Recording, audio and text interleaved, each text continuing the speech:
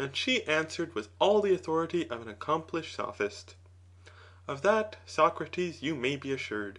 Think only of the ambition of men, and you will wonder at the senselessness of their ways, unless you consider how they are stirred up by the love of an immortality of fame.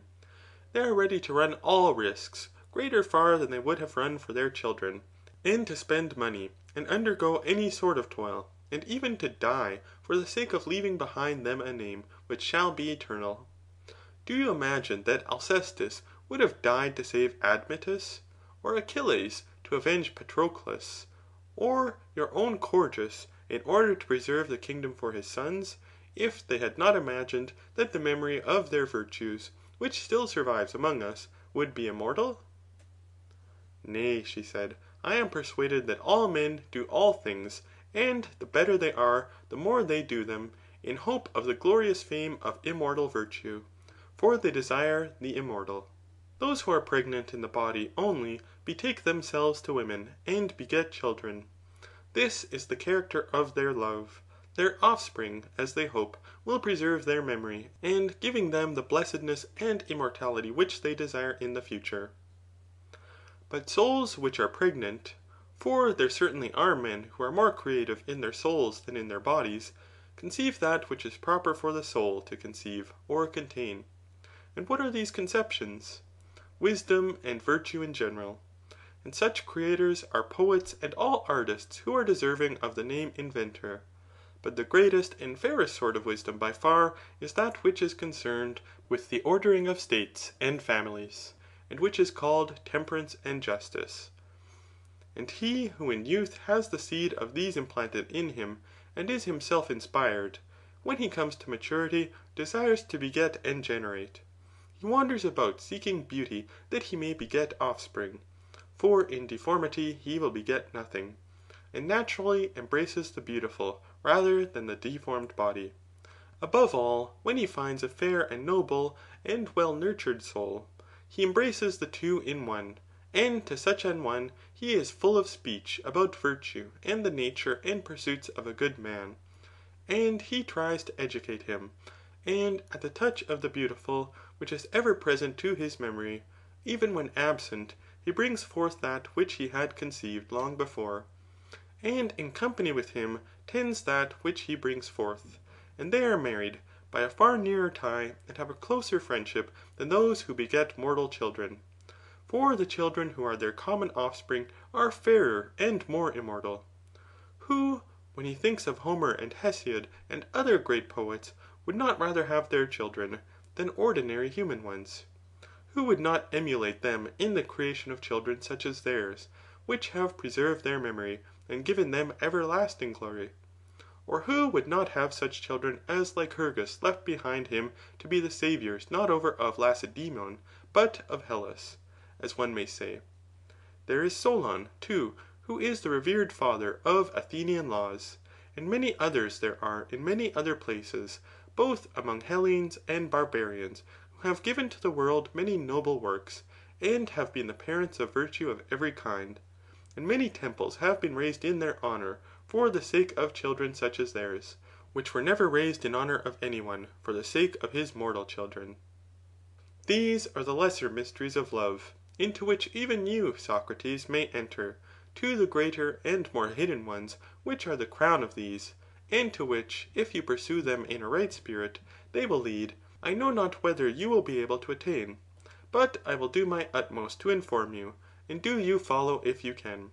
For he who would proceed aright in this matter should begin in youth to visit beautiful forms, and first, if he be guided by his instructor aright, to love one such form only, out of that he should create fair thoughts, and soon he will of himself perceive that the beauty of one form is akin to the beauty of another, and then if beauty of the form in general is his pursuit, how foolish would he be not to recognize that the beauty in every form is and the same. And when he perceives this, he will abate his violent love of the one, which he will despise and deem a small thing, and will become a lover of all beautiful forms.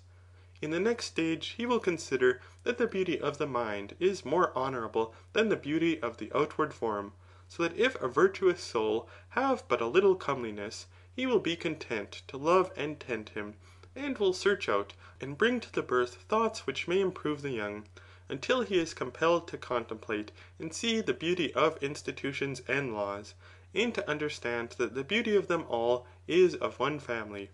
and that personal beauty is a trifle. And after laws and institutions, he will go on to the sciences, that he may see their beauty, being not like a servant in love with the beauty of one youth, or man, or institution, himself a slave, mean and narrow-minded.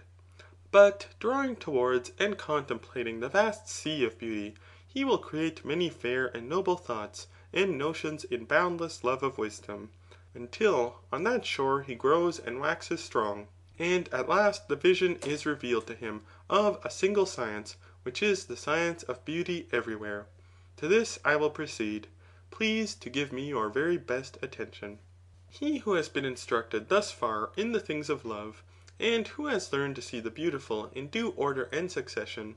when he comes toward the end, will suddenly perceive a nature of wondrous beauty. And this, Socrates, is the final cause of all our former toils. A nature which in the first place is everlasting, not growing and decaying, or waxing and waning. Secondly, not fair in one point of view, and foul in another, or at one time, or in one relation, or at one place fair, at another time, or in another relation, or at another place foul, as if fair to some and foul to others, or in the likeness of a face or hands, or any other part of the bodily frame, or in any form of speech or knowledge, or existing in any other being, as for example in an animal, or in heaven, or in earth, or in any other place, but beauty absolute, separate, simple, and everlasting, which without diminution and without increase, or any change, is imparted to the ever-growing and perishing beauties of all other things. He who from these ascending under the influence of true love begins to perceive that beauty, is not far from the end,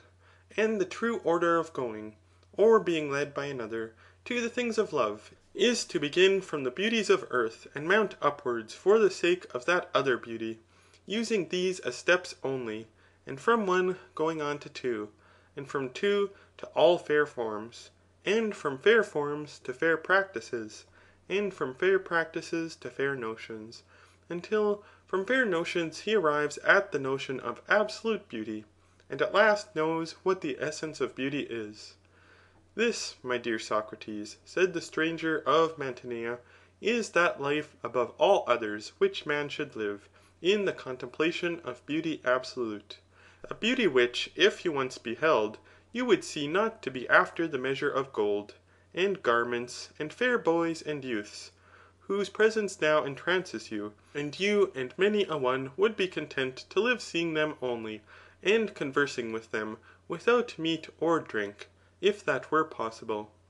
You only want to look at them, and to be with them. But what if man had eyes to see the true beauty, and divine beauty? I mean, pure, and clear, and unalloyed, not clogged with the pollutions of mortality and all the colours and vanities of human life, thither looking, and holding converse with the true beauty simple and divine.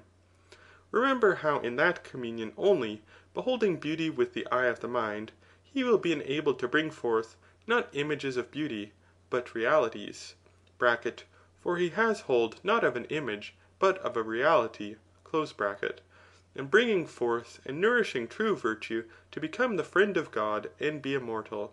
if mortal man may. Would that be an ignoble life? Such, Phaedrus, and I speak not only to you, but to all of you, were the words of Diotima, and I am persuaded of their truth, and being persuaded of them, I try to persuade others, that in the attainment of this end, human nature will not easily find a helper better than love. And therefore, also, I say that every man ought to honour him as I myself honour him, and walk in his ways, and exhort others to do the same, and praise the power and spirit of love according to the measure of my ability now and ever. The words which I have spoken, you, Phaedrus, may call an encomium of love, or anything else which you please. When Socrates had done speaking, the company applauded.